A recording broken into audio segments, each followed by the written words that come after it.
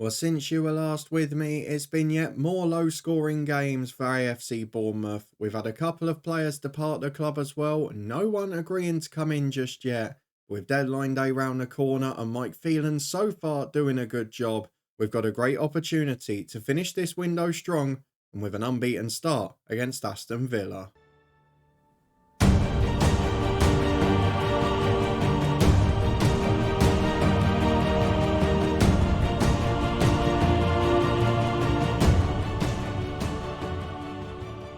Yes, hello and welcome along to part 53 of the head coach with me, Daniel. We are back today with AFC Bournemouth. Almost forgot who I was managing for a minute there, to face Sean Dyche's Aston Villa.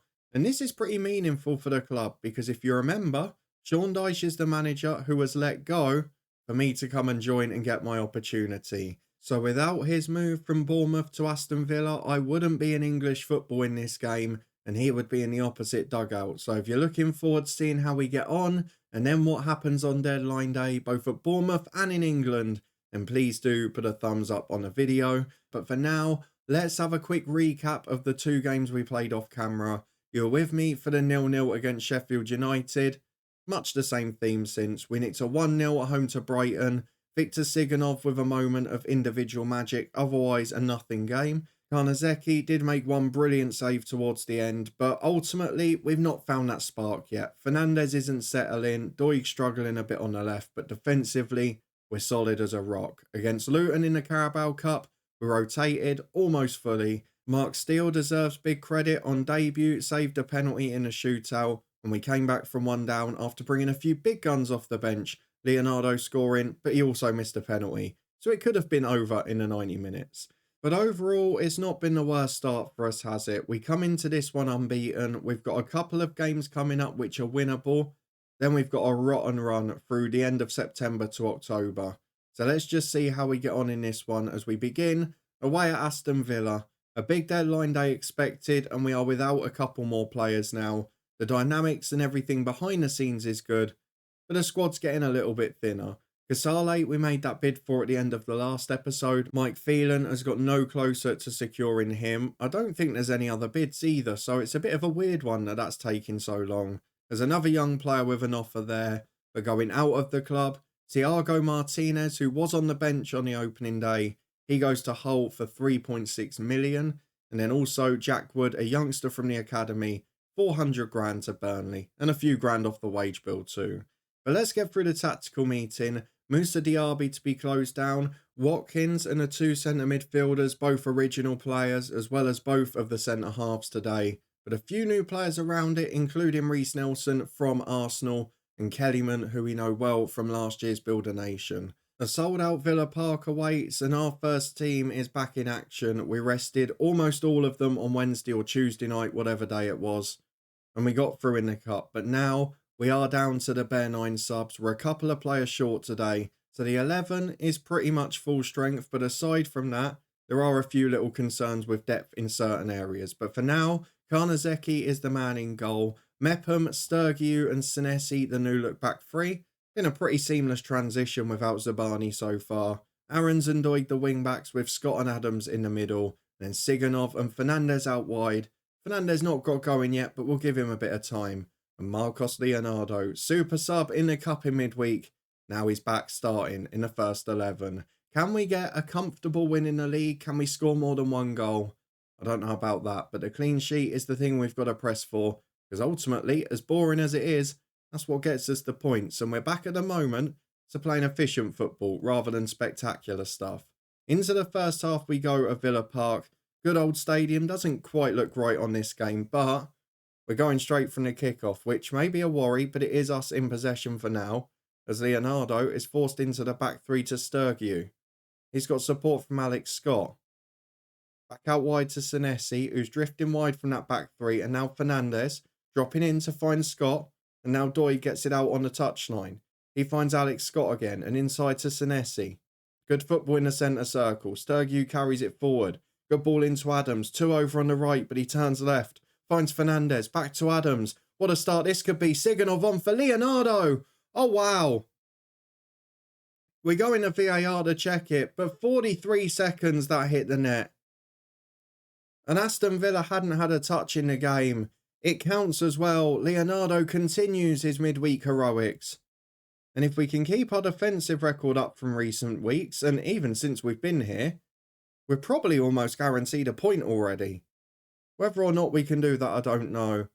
But what a lovely start to the game. What a bit of magic that was. We saw away at Sheffield United on the opening day. We can be solid when we want. Can we do it now? Because Garbett puts it in. Karnazeki does well. Great goalkeeping. And he's going to take his time on this. You can be sure of that. The solid base of the back three with a deep line playmaker. And here are the two wing-backs. Aaron's on the right. Siganov gets it. Cuts inside. Support from Alex Scott. And now Aaron's again. Has a runner down the line but goes himself. Back to Siganov and Adams and Aaron's. Good football. Into Siganov. Brilliant start. Great save. Lafont gets it away just as Leonardo was pouncing. And it stays 1-0. But what a start. And the way Villa have set up seems to be really helping us take advantage out wide with the 2-on-1. Because Garbett's here again. And this time he's going on the attack. Nelson gets there. Forced inside this time to Abrafa. He's cutting in from the right. It's a great ball to Kellyman. What a goal that is. We've seen him score hundreds for Linfield in FM23. And now he's doing a job in the Premier League. He's a good footballer. And he's made it 1-1. Probably slightly against the run of play there. We've had 2/3 of the ball, which is not normally our style. Normally we're the ones getting outdone for possession. We're going to encourage the lads. 10 to the break. We're looking a bit negative there, and I don't really know why. They've played well. They've competed with a good side. They're expected to be in the top 8, Villa.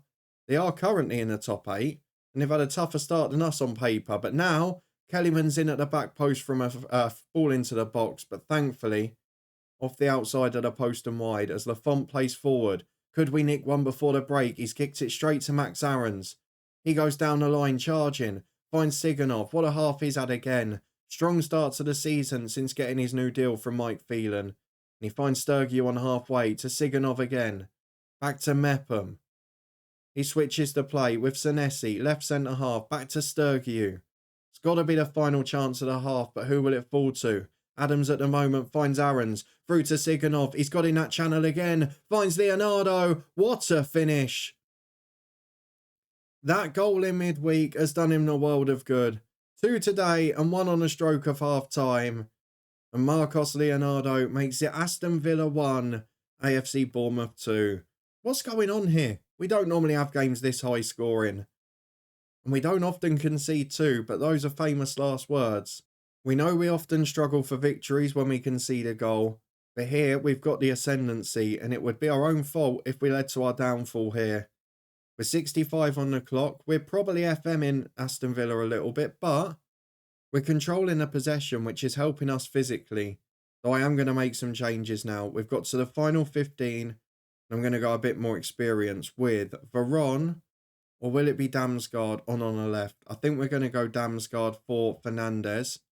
Then Ezekiel Fernandez will come on for Adams, who's on a booking. Scott will switch sides with him. Doig at left wing back, replaced by Region, again on a booking, struggling physically.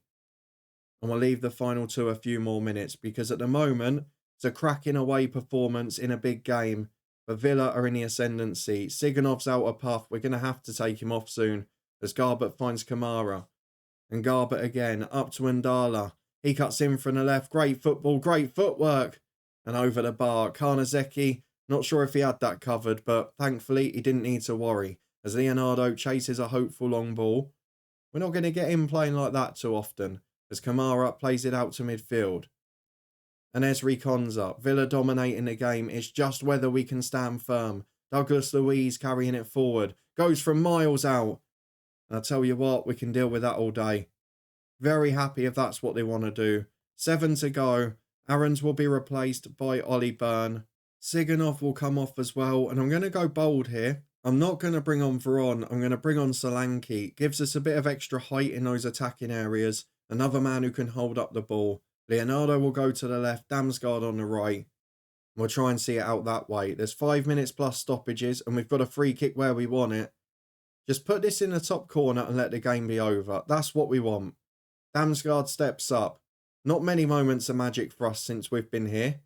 but he has contributed. And there, just over onto the roof of the net. He thought about producing. It almost happened. But as we approach full time, Bournemouth are 2-1 up, but there's 8 minutes added on. It's not over yet. We've got to the final four. I'm going to do the usual here. Wing backs on defend. You know the drill. We're not going to be able to push the wingers back today. So I'm just going to have to do the duties. Scott will go deep line on support, or centre mid on support is fine. And then we're not going to go too cautious, but we are going to time waste all the time. We're going to stop looking for the overlap. We're going to reduce the tempo slightly, play for set pieces. And when we get it, we'll slow the pace down. We'll drop off in possession, so we've got a deeper defensive line. But for now, can we hold on for the final 4 minutes? We've been by far second best team in this game. But Leonardo and Siganov have combined twice with 2 moments of magic. As Reguilon puts the corner in. What are we doing up there in the 98th minute? Get back, some of you. Mepham shoots. Oh, my word. Chris Mepham has put a screamer in from 25 yards. How about that to finish off the day? We've scored 3 in a game this early in the season. What's going on? We were time wasting, but we had 8 players up. Mepham scores an absolute rocket. His long shot rating is 3 and his finishing is 7. You wouldn't have known it from that, would you? Aston Villa won, Bournemouth 3. We were second best throughout. But yet again, we're FM in teams. We're showing that resolute side to our game. And now, if Mike Phelan can do a job on deadline day, we might be able to add even more to this group. Back in a moment to find out how he gets on. He's already done what's needed financially for this club. He's made the 80 million transfer profit, now 85 with the other 2 sales. But can he bring in a little bit of magic, spend a little bit of leftover money for the club, and maybe give us something to compete? Because this team, the core of it, is ready to do pretty well. Well, here it is then. Transfer deadline day after what has been the best possible summer so far. Massive profit made, but also, as well as securing the finances of the club by doing that, he's managed to bring in some decent replacements. So today, we are looking ahead to see whether Doig goes, because don't forget from the last episode, he is transfer listed by request for £68 million. As a result, I imagine if anyone offers that, it will be automatically accepted by Mike Phelan and probably automatically accepted by the player. So that could be an issue, but it would be ridiculous money. Apparently, Bournemouth are looking at Nottingham Forest Nicholas Dominguez. I mean, I would take him as a replacement for the players we've lost, but 38 million for a 31-year-old would make me question the move slightly. I can see that one of our Luton heroes on Twitch, Samu Omarodion, is linked with United for 93 million. Let's hope he becomes that good in that universe as well. But for now, here is transfer deadline day. We're waiting on the Casali deal. We've got a couple potentially going out.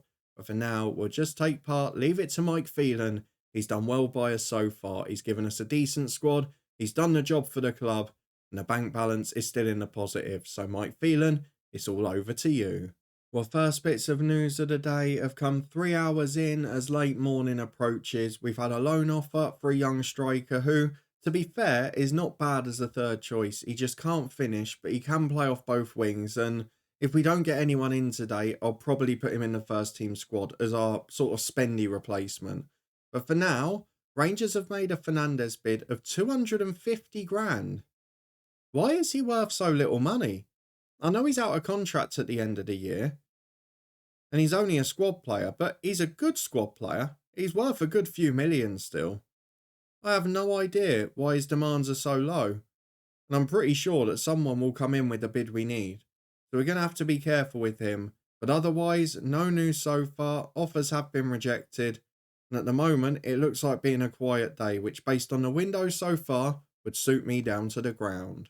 Well, our first player in and out today are probably not names you will have heard of before, but we've got a young Brazilian centre-half with no work permit joining and a young centre-half going out on loan. So Mika is the man coming in, 1.5 ability, 3-star potential.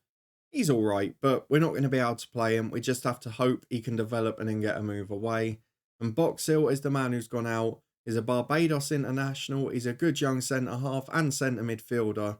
And hopefully at Notts County, he'll have a good season because they are paying most of his wages and giving him regular football, which can only be a positive.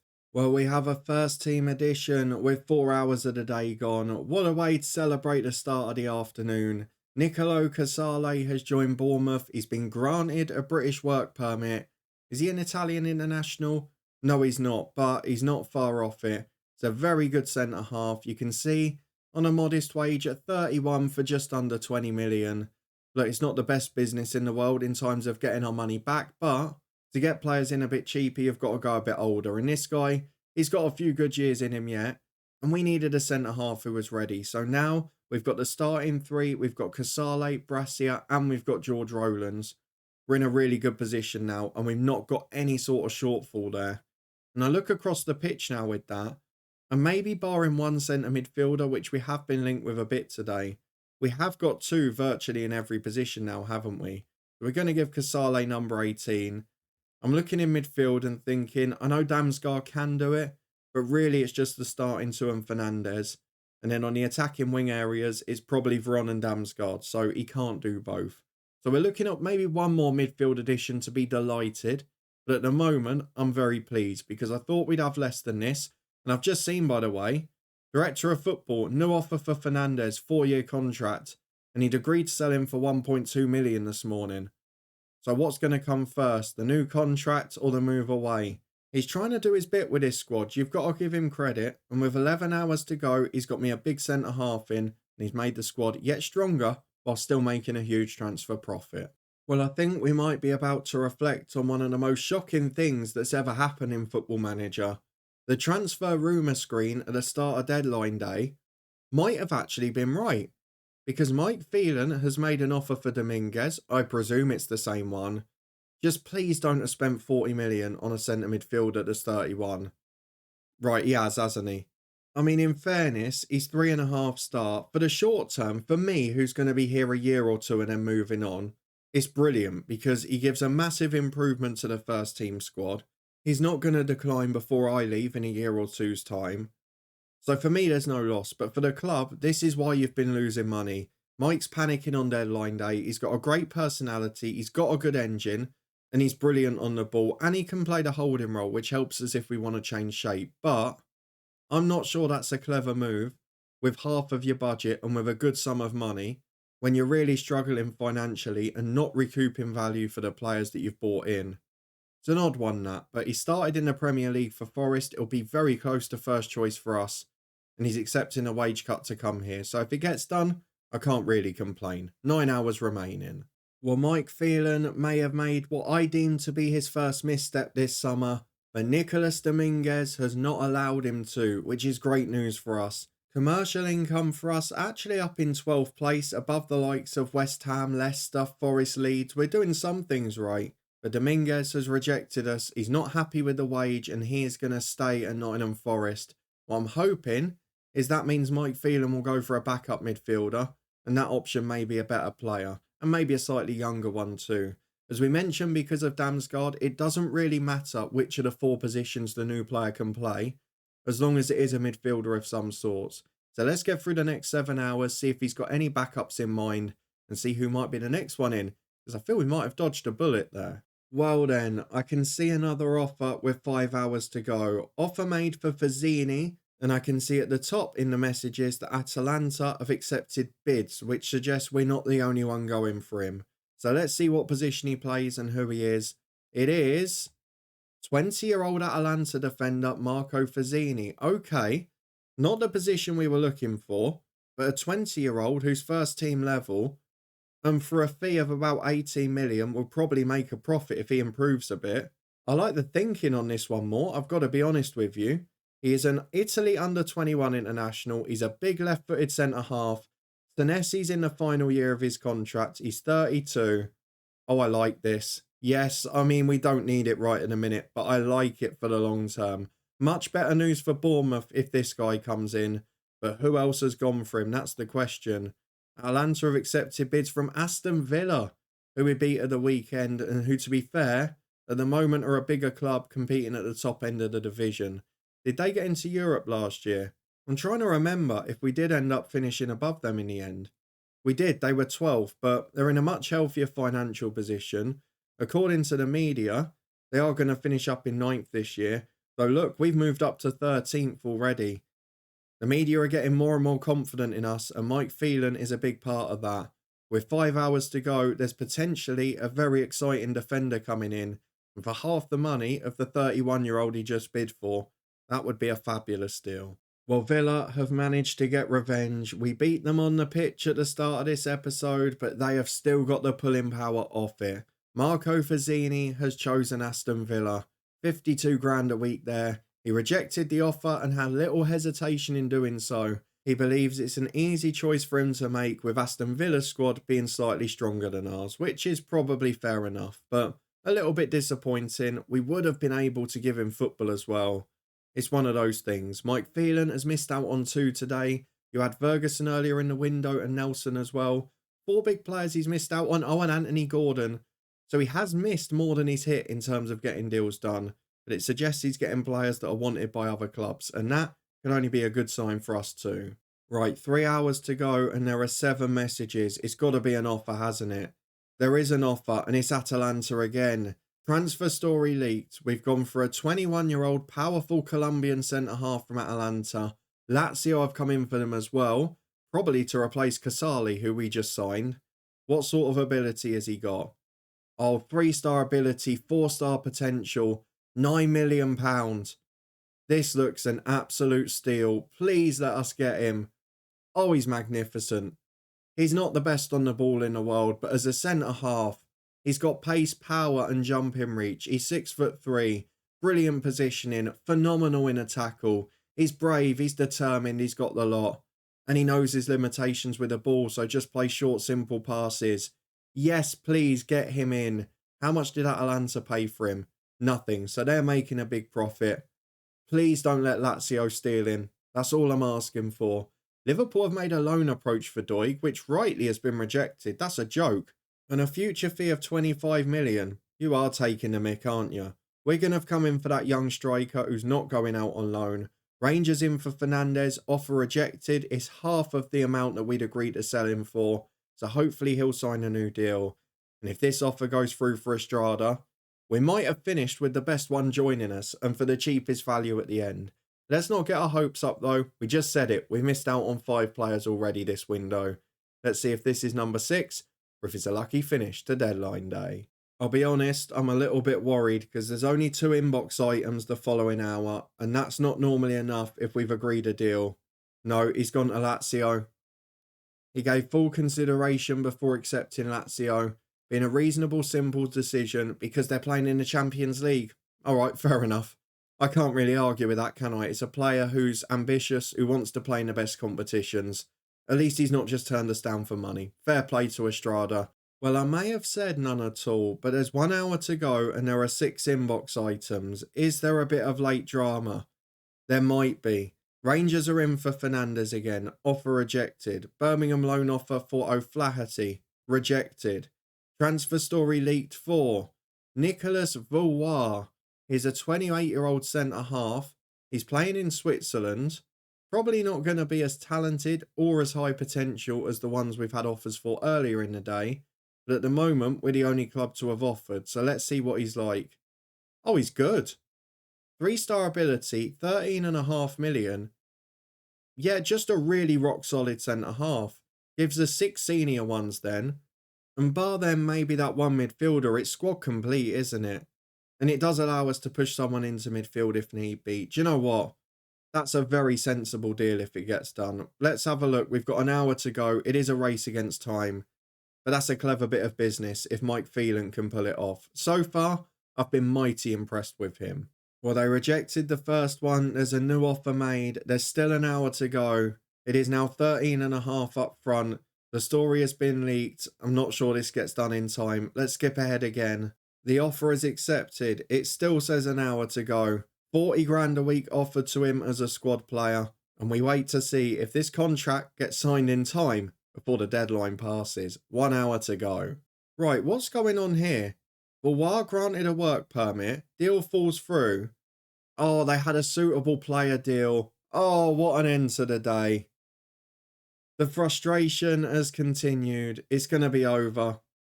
No players come in at senior level, apart from Casale in fairness, but that was pre-agreed a long time ago.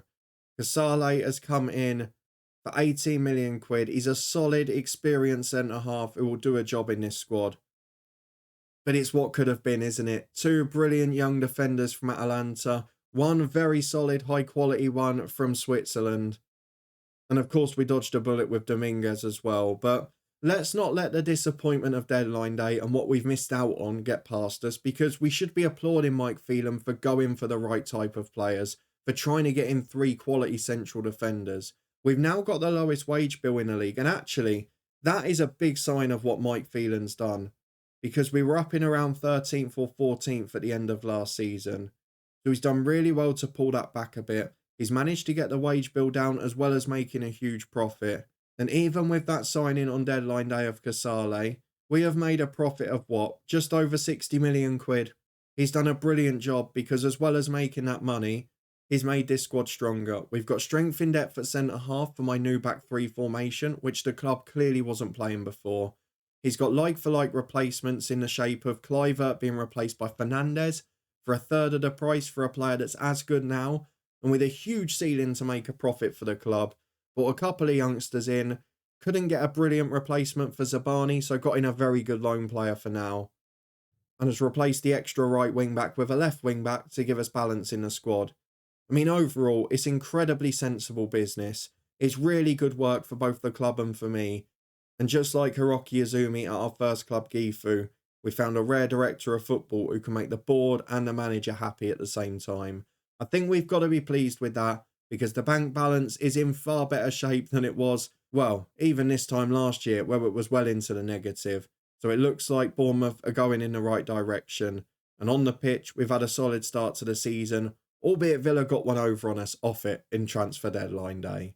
But for now, if you did enjoy this one, Mike Phelan at his best and us doing a great job on the pitch, even scoring goals now as well, then please do put a thumbs up on the video. How long can we keep FM in teams every week, or will it come back to bite us and catch up with us eventually? I'm going to try and have a go at the cups. Whether or not it works out, I don't know. But for now, I want to show big games. So we could do United and Spurs at the end of October, or we could do Newcastle and Chelsea at the end of November. Let's have a look at what the season preview says. They're all expected to be between 4th and 7th. So we'll judge it based on how the next month goes. If we have an injury crisis, if we're struggling, or if we're doing really well, we'll come back for the first 2. If not, we'll leave it a bit longer. But for now, if you want to stay up to date with this one and make sure you don't miss a thing when it returns in a couple of days' time, subscribe and turn that notification bell on. We'll be back tomorrow in the meantime with Southend United. We're having one hell of an important season there, and you can catch up with the playlist. If you missed any of the stories so far, that's up in the eye above. There's also links there to the Twitch channel, the football podcast, and our one-off specials. We had a little guide to dynamics at the weekend. Thank you for the support with that. You can catch up with it if you haven't seen it up there as well. But for now, it's been a very promising start to the season on the pitch after a very good one off it. And the director of football seems to be proving that Kashima were just a poor club.